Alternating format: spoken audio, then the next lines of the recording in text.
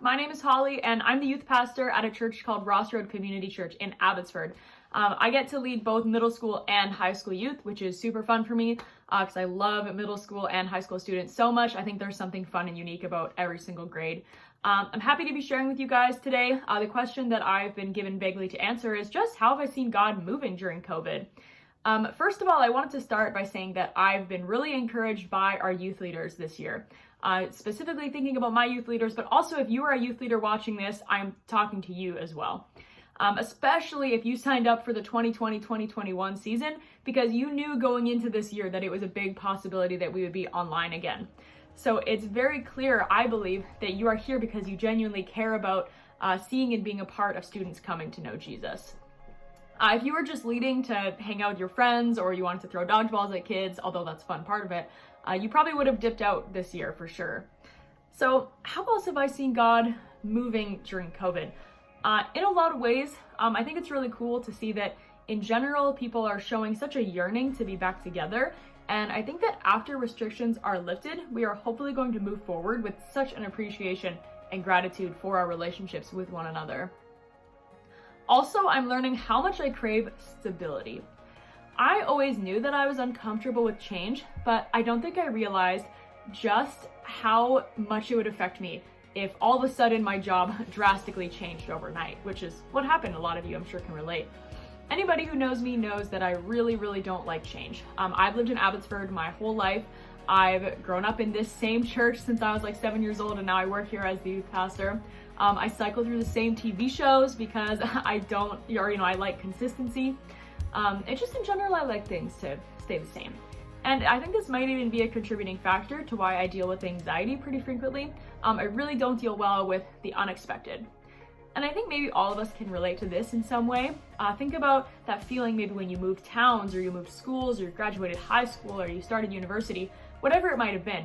We've all gone through some big significant change, and it was probably terrifying because it was outside of our normal routine. So as someone who really hates change, you can imagine how thrilled I was when COVID happened. Suddenly, everything we knew kind of just went out the window. Everything changed, and trying to plan for ministry felt like it was next to impossible. If you're a youth pastor listening, you know the struggle. We wouldn't even know what the next week was going to look like the next month. It was really hard to plan for things. And if you can guess, I'm a big planner. There was this whole uncertainty of when we could see friends and family, another thing that I'm sure gave us all a sense of normalcy as well. And this caused me to do a lot of reflecting, and I think it gave me an even greater sense of gratitude in God's never-changing spirit. And I think now more than ever, when we don't really have the choice to not be okay with change, I am finding myself more okay with it because I know God is the same yesterday, today, and forever. And deeply knowing this truth, I think makes me more open to change, and I believe that it's actually what God desires from us.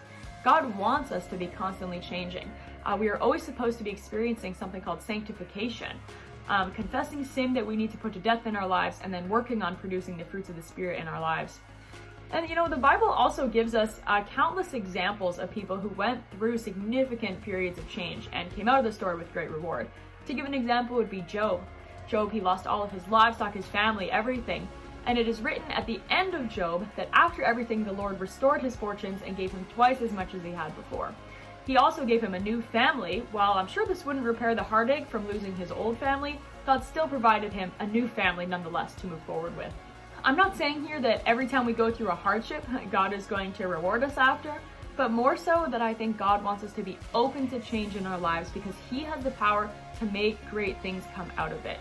And He's going to be with us in whatever that next step is for us as that never-changing and consistency that we crave. Let me just end with leaving you with this verse from Isaiah. Do you not know, have you not heard, the Lord is the everlasting God, the creator of the ends of the earth. He will not grow tired or weary, and His understanding no one can fathom. Thank you so much for listening, you guys. God bless you. I hope that the rest of your ministry year, in whatever context it might be, is just filled with joy and the peace of God. Thanks, guys.